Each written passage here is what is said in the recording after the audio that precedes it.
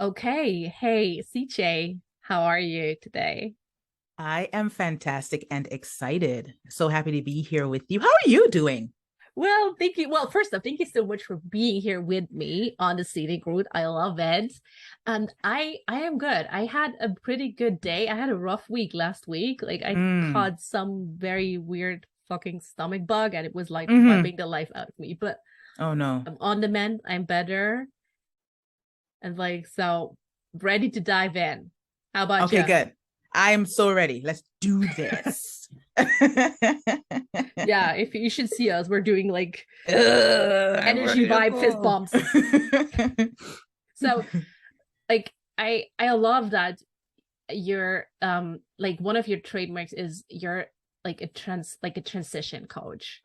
And Hmm. this is will be so interesting for anyone who is still in corporate and thinking of like building their business. Like you said yourself, like, okay, there's I love what you said on your website where there's like, okay, there's like there's like you have to shift from that employee mentality to Hmm. the entrepreneur mentality. Yeah. Well, CJ, what's the big fucking shift we gotta do? Tell me about it.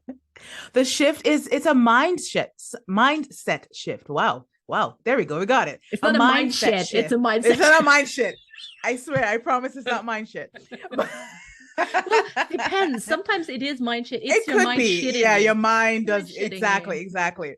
But in this case, it's really because mindset is everything. So of course we make certain decisions, and we talk a lot about self-doubt and imposter syndrome and dealing with shiny object syndrome, all the different syndromes, all the different things we need to deal with. But employee Mm. mindset essentially is this conditioning that Ooh. we need a corporate job, a quote unquote 9 to 5 to survive. We go to school, we get the education, we get the higher education so we can get the job. And then So once we what get the has been job, drilled into us as being good exactly, work? this is how you're supposed to do it. You're Yeah. supposed to get all this education, do all this stuff so you can get the job and live out the rest of your days at this corporate job. So now you have this mentality that Do you you know my need the father? Sorry, stability and structure. my Yes. sorry.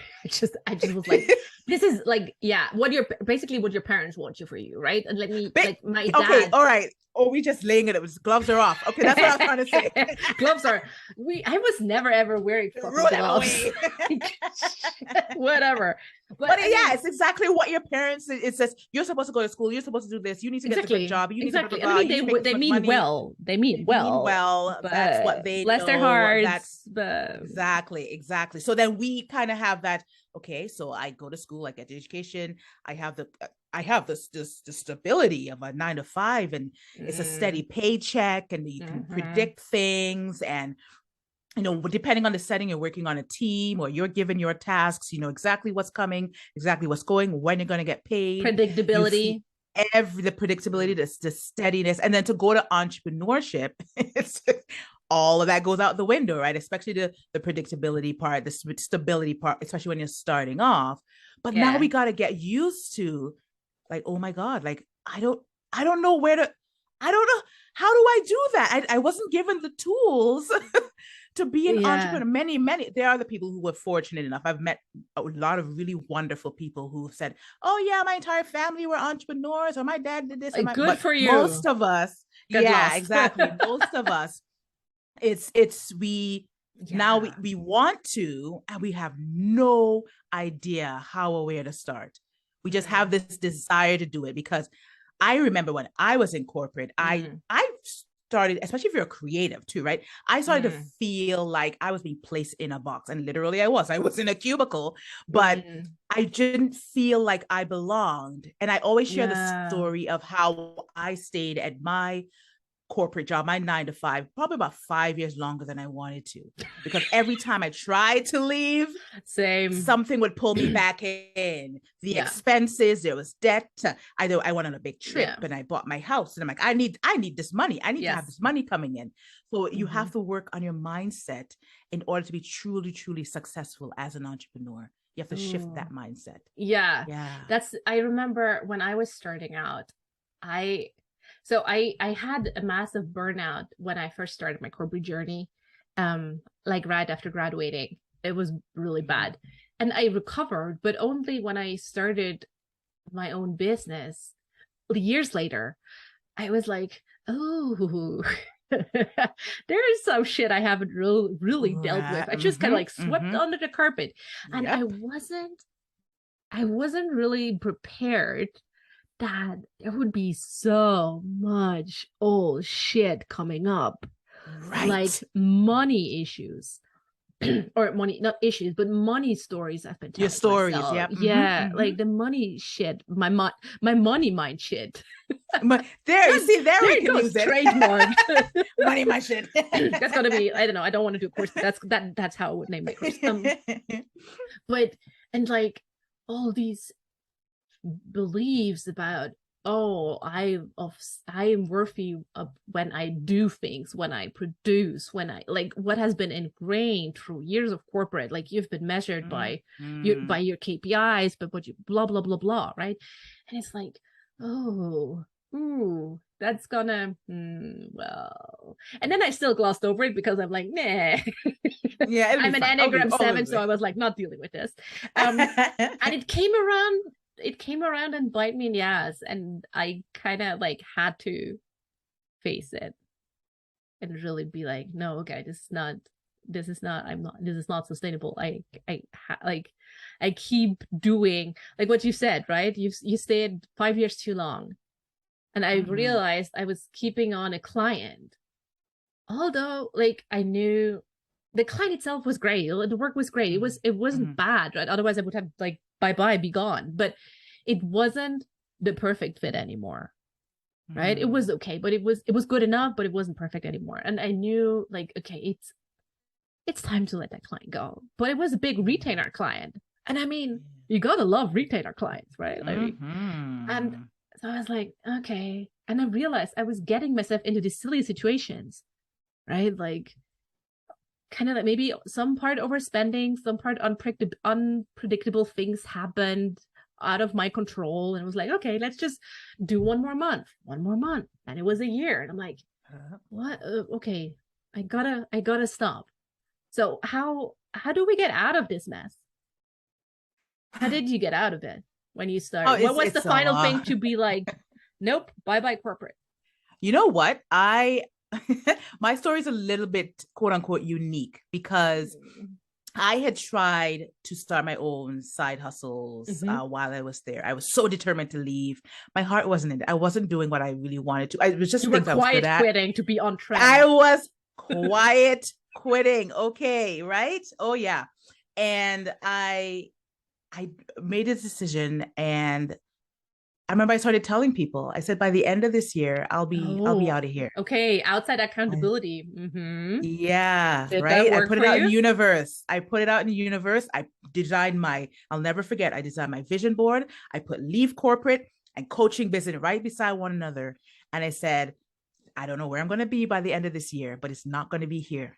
I'm not unhappy, but it's time for me to do Move what on. I've wanted to do, move on. And then somebody said, wouldn't it be great if you got your package? Because I'd been at that company for 12 years. I grew up in that company. I had been there for 12 years. So, oh my God, if I got my package, I can go back to school. I can get this. I can do blah, blah. Fast forward a few months, and they made the announcement that they were laying us all off. And I was like, did is did that just so everybody else is crying. We were all in this one big room together, all the different departments, and they're all crying because people are upset, right? They were just told they're losing their jobs. So, yeah. And there's CJ in the corner, like, did I just manifest my layoff? Is this really? I'm sorry for everyone else who got like, I don't know, sidekicked by my manifestation, but yay. Yeah, I couldn't believe I actually had done it. I sat there with this huge grin on my face, but I was in shock at the same time. I had to meet with HR, do the whole protocol and everything. And because I was a manager, I was one of the first people to have the meeting. And I'm in there and I'm like, yep, absolutely no problem. You want me to? And she was just ready to sign. Yeah, where do I need to sign? Essentially, I'm like, oh, I have to do it by this date. Okay, yeah, absolutely. And she was like, I am not I'm not used to this reaction. Little do you know, I wanted to be out of here. You I've just made my manifested existence this. so much easier. I manifested it. And then they offered me another job. And I said, thanks, but no thanks. This is my opportunity. I'm going to take it. And there Good was no girl. looking Yes. back. Yeah. Yeah. So I manifested, but it was like the universe was like, okay, this girl, we need to help her out. Let's She needs like an intervene. extra It's like already 5 years too long. She keeps talking about it. All right, fine. Let's help her out. But it's that's not the case for everyone. So that's why I'd like to help people, so support people with, right? Being able to get to that I point where see. they make that decision. You were already pro in manifesting. So forever, like for all of us who are not able to manifest big shit like this. Yeah, this was huge. Yeah, exactly. But it's kind of like the mindset thing that has to happen. Yeah. And I like how you say you talk about stories, right? Because when I work with my clients, I also like to say I like to help them heal and feel successful in their own business. Right? So in the healing piece is untelling and retelling our stories our way. Because there are stories that we have, and that's that part of that conditioning, things that we believe that aren't true. They were told, they were imposed upon us, and we believe them as such. So now it's up to us to retell those stories. So it's all a part of the process. Yes, and it's so hard, right? Because some of those stories, I mean, I remember some of the stories I used to tell me, most of your stories come back from your formative years, so years 3, 4-ish to 7. So I have been telling myself that shit for 30 years. So thanks very much. And it's kind of to that degree where I was really like, oh no, I am just this way. It's just me. But I'm like, wait, is it though? No. Is it really? Yeah. Like what it was really hard to kind of see the difference between what is me and what is actually just my shit I've been telling me for 30 years. So long mindset. It's not my shit. I love it. I love it. Yeah, but it is that. There's so much more that goes into entrepreneurship than how it is presented to, or how people tend to perceive it, right? And there are layers to it, like everything else. And there's still a person behind the entrepreneur. There's still a human that is becoming an entrepreneur. So with that, all the emotions and the stories, that as much as we try to say that we have our blinders on, we have tunnel vision, and there's also that thing from the corporate setting of you leave your emotions at the door. Once you check in, once you walk in these doors, it's business, it's straight business. But no, that's I don't know. We're not robots. I cried a lot in the corporate bathroom, so that doesn't work. Right? All right. I mumble a lot of cuss words at some coworkers under my breath. I had a coffee mug. It unfortunately broke on my that was karma. That was karma. Like seriously, no kidding. I had a coffee mug and it broke on my last day when I was moving my shit out. It was like, wait, what? And it was like a coffee mug that was like had the letters printed on it. Not my circus, not my monkeys. And it was really like it. So whenever like some certain people would walk into my office, I would just be like, not my circus. Not you saying? You have a question? Pardon? But it broke on my very last day, which I felt was really cathartic. Like it was really like it was very symbolic. It was just such a big release. Like it was just wow. Yeah. This had to end. This chapter had to end. I'm grateful for it. I love that how that happened. Yeah, like I'm grateful for it, but it had to end. Like and I love what you said about the checking the feelings at the door. Like we're not computers. We're not like robots like that. Just, and especially I feel like when most of us start out in our entrepreneurial journey, right? Most of us won't have a team of like 15 people. So it will be you. So you are even more important. Like I mean, especially like most of my clients are service providers. So I I always kind of tell them like there is no one else who can provide your service. Of course, I mean, at the end of the day, you can like get team members who also coach, whatever, but certain Mm-hmm. people will want to work with you, specifically you. So you are your business greatest asset. So you Yeah. gotta have to take care of your asset first. That's the one Mm-hmm. priority. So it's so weird how when we start in business, we think of all these things like we want to get better. Maybe, okay, we want to get better at sales. We want to get better at, I don't know, converting cold leads, whatever. But Mm-hmm. actually, most of us do have to start with how do the person, me, Jen, get better, Mm-hmm. Yep. right? And people forget that, especially when you think entrepreneurship, you're thinking business, you're thinking generating income, you're thinking setting goals, you're thinking leads and sales and all these really Mm. cold, cold. Of course, we want to generate and we need leads and all Yes, that. of But course. And we you think love of all money, these, it's all no these problem. cold, right? Exactly. But it's still you. You have to be the one, and you have to understand when you are set. I've even had people tell me the word goals or goal setting is daunting or terrifying to them. Mm. And because it's like the fun has been taken out of goals. Like you should have, I feel like when you start your own business, you're doing what you love, you should be having fun with it.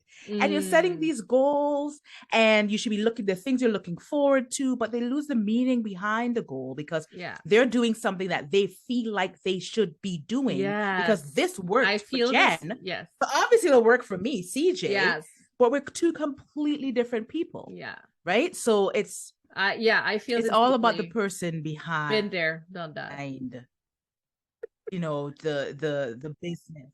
Yeah, it kind of like it Yeah. really requires a high degree of self-knowledge and self-trust to actually be like, hey, I mean, I had to realize to learn the Yeah. hard way that traditional goal setting, how we're usually taught it works, Yep. doesn't really do much for me. Nope. And especially anything related to monetary goals, like 10Ks in 10 days or the 100K year. Like, if you tell me that, my rebel brain's going haywire to not do that, to kind of like be like, no, not having any of this. And I, when I just was like, okay, my only KPI, my key performance measure is, Mm-hmm. does this feel like fun to me? Mm. I I had my highest revenue yet in 2021. Like, Mm-hmm. just be really like, no, I don't care how great like the goal is if the way there is shitty and I feel shit on my way to Right. get there. What's actually the point? As you've said, I'm here to have fun. When did this stop being fun? What is the whole point? You're not having fun. And You've I already get it, left right? that coal setting. You should be having fun with it and Yeah. we And I take mean, the I get fun it, out of right? it because yeah. The stability is gone at the beginning, right? You're probably living of your savings or whatever, or your first Mm, client, God. and you're Yep. like, oh, there's all this mounting pressure, and that is a thief of joy. Like, it robs you of it to a certain degree. So you kind of like always. So that's why I feel it's so sad that everyone who has like a corporate job and a side hustle, I hate that word, Mm. is kind of like Okay. All frowned right. upon. That's another conversation.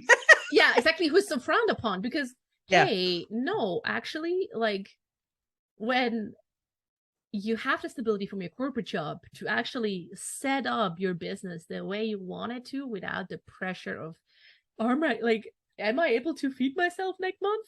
Like, just enjoying it, right?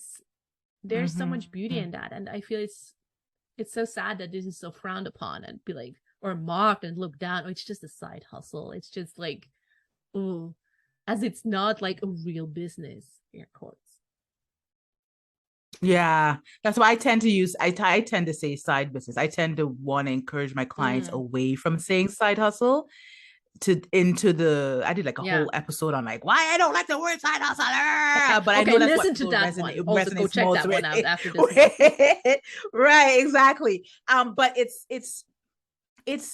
it's a business and you want to treat it like a business, but Yeah. like I you're mean, you're supposed to have serious, fun you're with grown up, it. yeah, Yeah. yeah. You But I just feel, when you set goals, you're thinking mm, about your desired outcome. mm, mm-hmm. But like the fun thing, right? Isn't that something I like when I had a conversation recently with my mom friends. Like when we were really, we all had to think really hard when the question came up, well, when was the last time you just did something for the fun of it? Okay. Not with like an intent, like, not with like, oh, I'm gonna go running so I lose a pound, or I'm gonna do this so that. No, just because it feels fucking fun to do that. Exactly.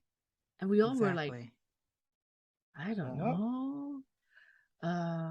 Yeah. So it was really like Yeah, you get there's silence. so much going on and so much to try to keep up with, and we lose Mm, sight of a lot of things, and we forget to celebrate the small wins when you set those mm. small goals. The little things add up too, right? Yes. So you might, of course, you have your big goal, like I want to have a 6K year, a 7K, whatever it is. But then you break Mm, those down into smaller goals, quarterly, monthly, yes. weekly, daily, Yes. and then when you accomplish that the daily goal could be something as simple as, I don't know, Get out of sending an bed. email. Or get out of bed, showing up, right? And Yeah. celebrating that when Yeah. you do. Mm, Celebrate those small things because mm, we all get to a point in our lives. And I always say this, there was a time in our life when we were wishing to be where we are right now. And we are always Oh, looking for yes. the next thing, going towards the next thing. Okay, We could I've never done this. I just take a pause, take a gotta do break. that. Like, pause for a moment. Mm, Just take a moment and look at how far you've come before you continue looking at how far you have to go. mm. Right? Those little things always add up. And it's Yeah, always I gonna be love like you that. always, and that's why I like to celebrate. We reflect on our year and reflect on your business and be like, Mm, wow, I've come a long way in a year. We need to yeah. do that. We Yeah, need to that's remember to do yeah. that. Yeah. Absolutely. And it's always so astonishing, right? Like how much can change in a year or two. And I think we've also Oh seen it like with gosh. the pandemic. Like we would not have believed this would happen. Like this, everything Yeah. locking down, lockdowns, shutdowns, whatever. And just being like, hey, actually, there's a lot can change. And some things, some So shit always much. stays the same. But I mean, Yeah. but it Yeah. just got me thinking. Like we had the conversation about, okay, how we're kind of like checking the feelings at the door when we start our own business, and like how we Mm-hmm. um stop, how suddenly we realize, oh, this is not fun anymore, but we wanted to have fun, Mm-hmm. that's why we built this. And I just thought, like, most of the people I have talked to are entrepreneurs who were corporate before. When I ask them, Right. well, why did you leave? Most of them answer with, oh, I just wanted to have more freedom to, Yep. like, I don't know, do whatever, right? And I'm like, yeah, same. I just wanted to do whatever the fuck I want to do. And and then I'm like, but how come once we're entrepreneurs, we're so willingly give our freedom and agency away to those business gurus with their funnels and tactics and strategies, and just like trying to copy someone else's blueprint? Like, how come? this Mm-hmm. is so this is so weird, right? Like, we wanted the freedom. Now that we have it, we're like, no, I actually just gotta go on copying that brand and that business model, thank you very much. Yeah. Yeah. They made six figures in 6 days. I can do that too if I follow these steps. And I'm like, Yeah, right, going back okay. into that sort of caged mindset, be like, hey, no, Yeah. actually, mm-mm. This is when you really tap into your creativity, your individuality, what Mm. makes you you. That's what should be showing up in your business as an entrepreneur, as a solopreneur, especially when it's a solopreneur, which is just you. That's what people want to see. People want to see what makes you unique. What Mm-hmm. makes you different? Why should I hire you and not the 500 other people that are doing the Mm-hmm. same thing that you're doing? That everybody's Yeah. not doing the same thing. We might be in the same industry or in with having the same something. Yeah. There's how many coaches are there, right? A If I thought about how many gazillion. coaches there were, I wouldn't do anything, right? But no, As they're many not as doing what I Donald J. do. Trump told lies during his presidency. Probably, like, I don't know. Gloves are off. The gloves are off. Exactly. So, but what makes you you? What is Yes. your secret sauce? Nobody else has it. As cliche as it sounds, that's exactly what Agreed. people want to Yeah. see. What do you see in your clients is kind of like, I mean, showing up as your authentic self. This is what we talk Yeah. about, right? Your secret sauce. Yeah. I mean, it requires a lot of courage and a lot of self-trust. What do you see like in your clients? What do they struggle most with in terms of like of or like coming to terms with being authentic and showing who they really are? Comparisonitis. Oh. They compare. Oh, Mhm. so and so. We just talked about it, but a lot of times they feel like their business isn't successful Mhm. because they don't have a certain amount of followers or they haven't Mhm. grown their email list a certain number and oh well I haven't done this and maybe if I do that and I keep having to remind them don't compare your chapter 1 first of all to somebody else's chapter 10. Yeah. They Yes. of course they're making it seem easy, they're making it seem like it happened overnight. It didn't happen overnight. It took them 5 years, it took them 10 years. Yes. You are just starting out. You are Mhm. just figuring out what your next steps are going to be and you're going to stumble. I always tell them when every client relationship, I start off by saying, listen, this is going to suck. You're going to want to quit. You're going to doubt yourself. It's going to be hard. Your Hire business CJ will as your really take off. cheerleader. It'll Go. hit a wall. You will plateau, all of that. But Yeah. let me tell you something. If you just keep going, consistency is key. Yes. Even if the days when you don't want to show up, Yes. don't show Yes. up. You don't have to show up every single day. You Yeah. set the intention and know that behind that you want your business to succeed for the right reasons. You Ooh. absolutely will succeed. Mhm. There are the stories we tell ourselves, the things that we're believing that are true that they're not.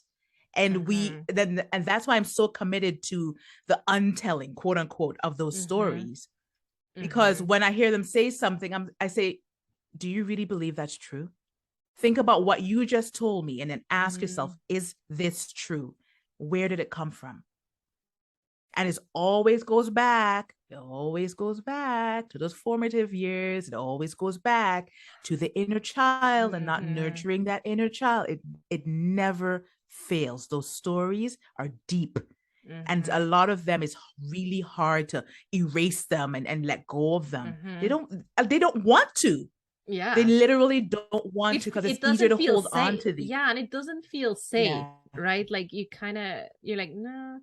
I mean, that's the same thing when like when I don't know, when I see when clients come to me and they're like, oh, I wanna like change, and they wanna change big things too fast. You gotta start really, really, really, really small, teeny tiny, and you kind of build it up like a Mm-hmm. muscle. You train it, right? It just and then you can will be able to change big shit, but it will most likely it will not happen at the beginning unless you push through, and you do not want to push through, never. Yeah. But like how so we talked about inner child, and I love that because yes, I feel everyone can always do some more nurturing and healing of their inner Oh child. my goodness, yes. How I'm still would working on mine. oh Yeah. girl, don't get me started. um but like how how do you go about nurturing your inner child to a state where you're like, okay, now I feel confident to you've said it before, right? You want to know the intention behind your actions. Like, Mm-hmm. how do you nurture your inner child to come to a place where you're like, now I'm setting the right goals for myself? It's you have to see vulnerability as a strength.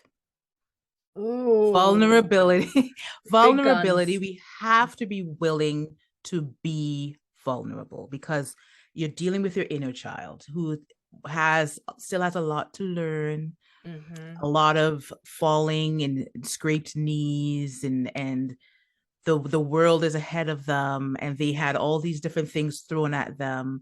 And to be able to tap into your inner child is tapping into a vulnerability we most likely were taught to not tap into, Mm. and being Yeah. able to be that state of vulnerability, to be able to say, I'm having a really hard time with this because of this. How do I feel about that? Where did that come from? And spending time with that story, and Mm-hmm. spending literally, like, I like you actually picture, I have a picture of me at 6 or 7 years old Mm-hmm. in my little school uniform in the Caribbean, and I picture that little girl, and I said, what was she told? Why did she Uh-huh. believe this? And what would you Uh-huh. tell her now? Right? Like, I just, Oh, I love so we that. have to see that it's okay. Because I want to tell her it's okay. Like, girl, I got you. Yeah, you'll be It's gonna fine. be hard. It'll be hard, but like, I got you. But to be able to say that, it's almost like you have to go back to that level. And then Mm-hmm. the beautiful thing about kids, and what I love about kids, and the fact that they lose this because the world happens to them, Yeah. is that kids are so smart. Yes.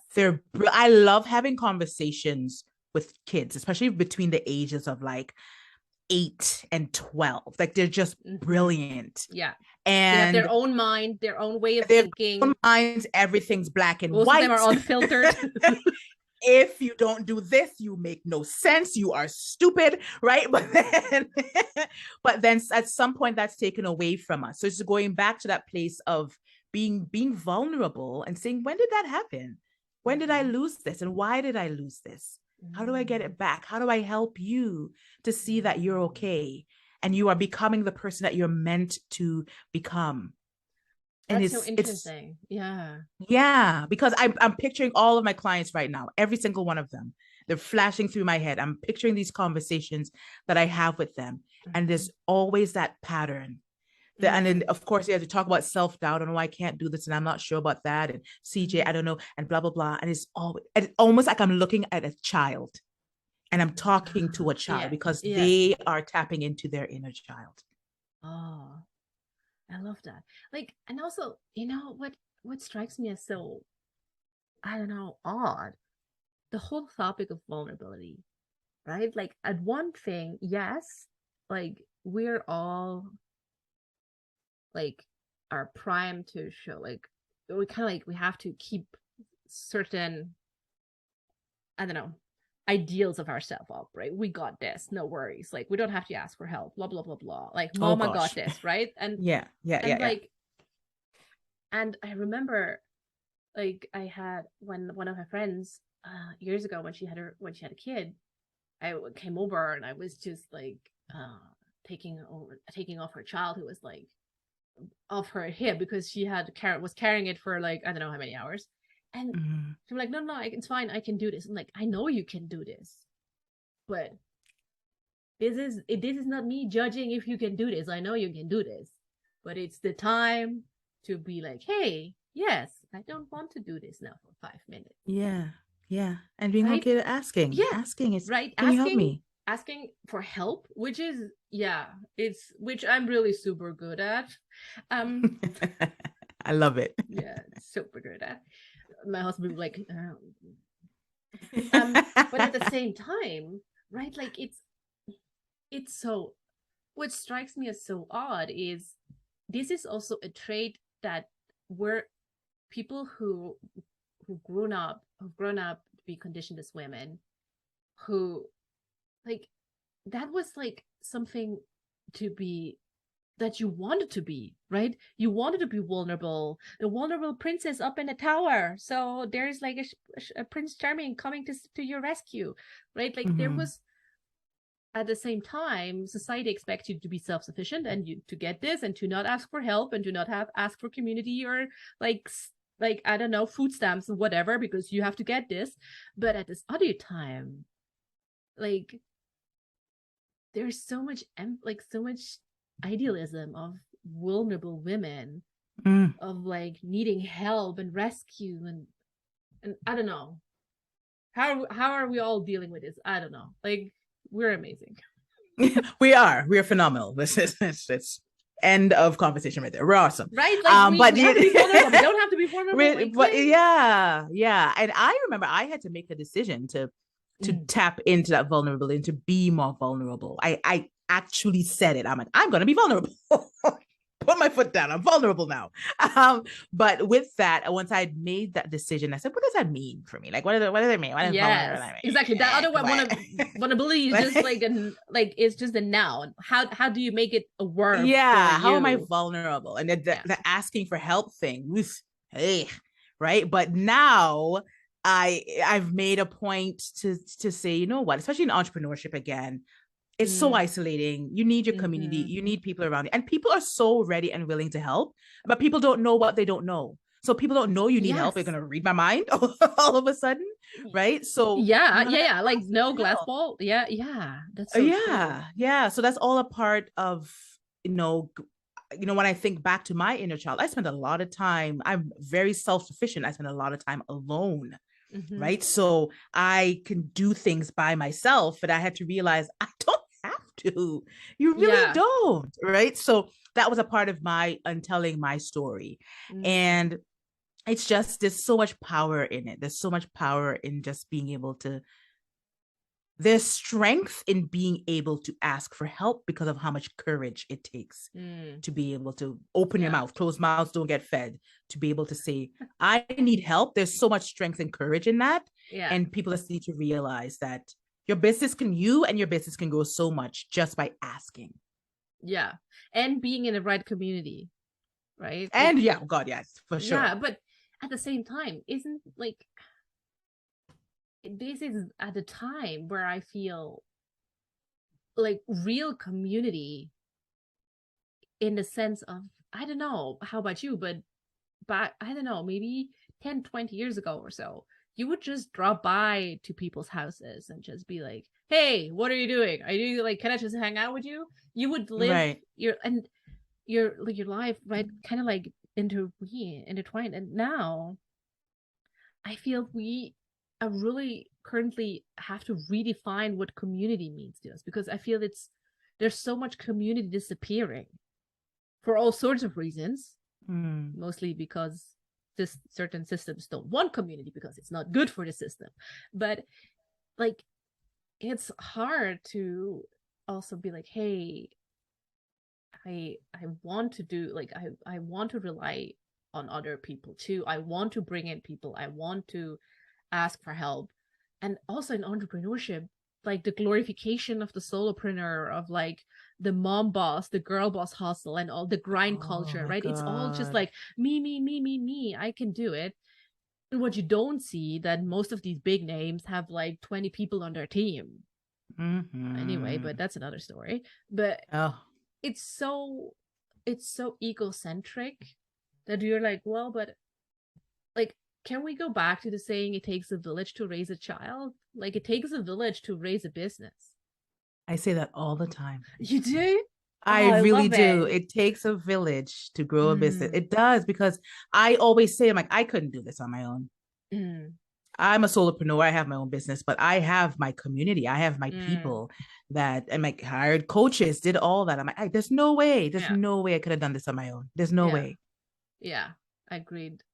So, okay, you said one of the big things that you see, like across the board with your clients, is the vulnerability, show more vulnerability to ask for help, and then kind of like set goals that are right for you. Do you want to tell us a bit about how you how you teach your clients to goal setting in a way that works for them?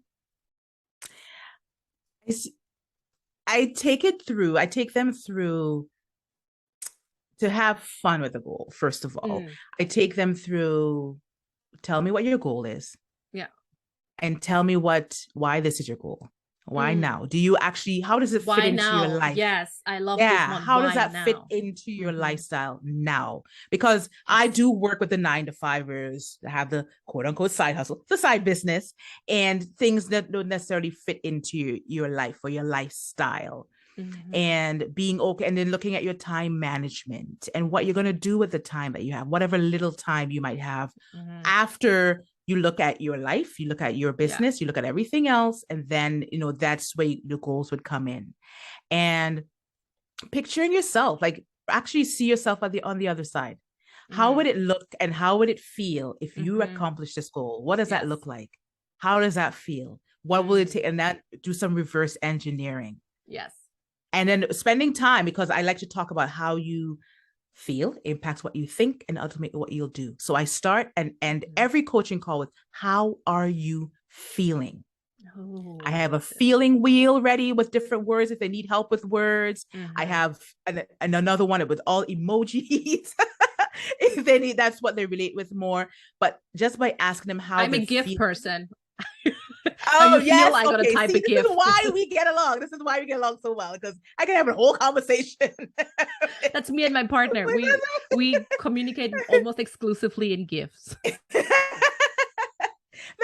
It's so important to be able to, but I take them into, they talk about how they're feeling, and then we go into why you're feeling like that, checking in with yourself.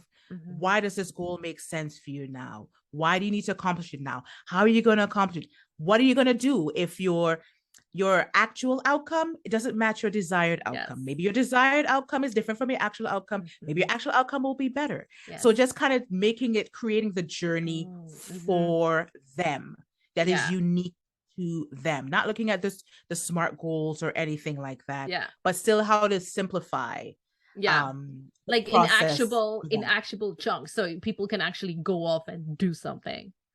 Do something and be okay with not doing anything, or be okay with not being able to get from point A to point B.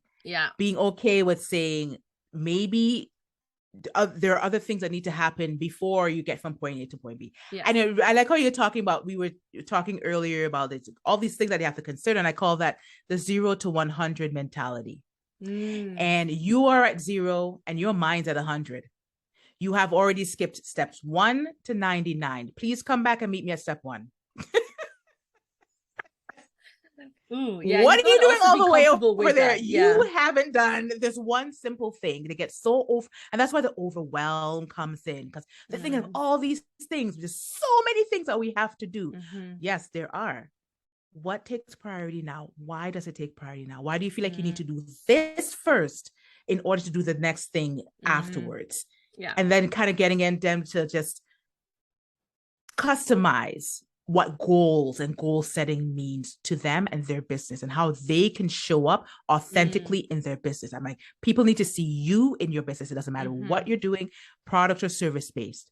People want to see you and your uniqueness in your business. So it's really just about being able to tap into that emotional piece to get them to the part where they can engineer their goal setting in the way that it works best for them.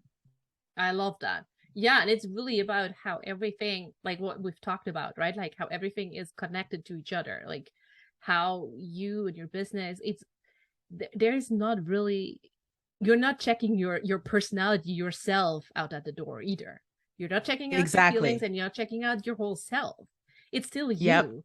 So you have to be, for better or for worse, come to terms with that, right? Like for better, for worse. Yes. And understanding what you have control of and what you don't have control of.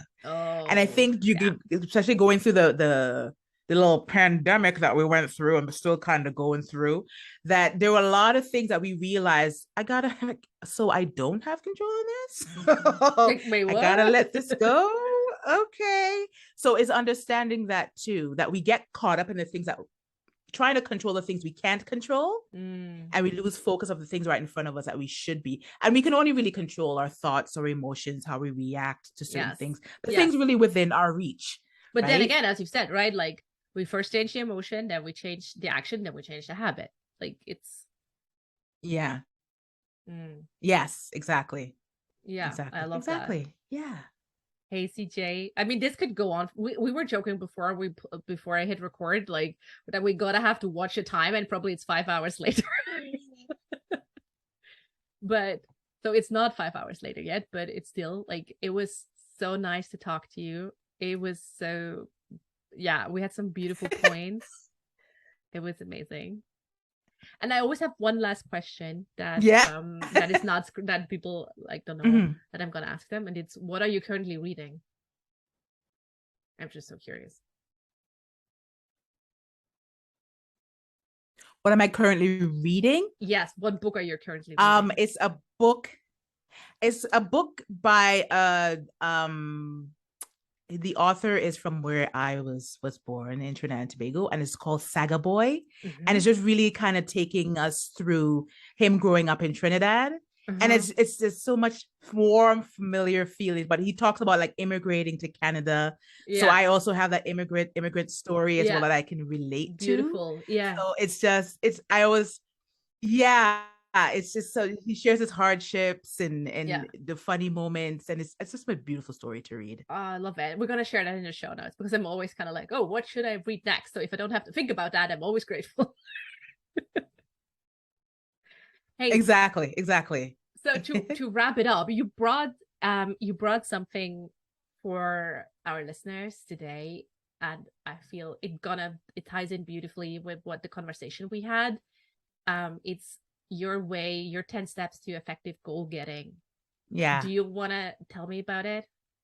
What's it about? So it's really about everything we talked about. It's just making sure the word goal, what it means to you, why you want to set goals, how you're going to set the goals, how you're going to break down those goals so you can get the fun back into goal setting. Who's gonna hold you accountable, how are you gonna celebrate those wins, how are you gonna know when you reach the end. So it's just really simplifying goal setting. It really is just taking it to the levels that it's at, and just simplify it and just have fun with it. Like we were talking about, have fun with the goals that you set. I love it. That's a brilliant way to end it. Have fun. Whatever you're doing, have fun. Yeah. Life's too short. Yeah. Thank you so much for being on the Scenic Growth podcast.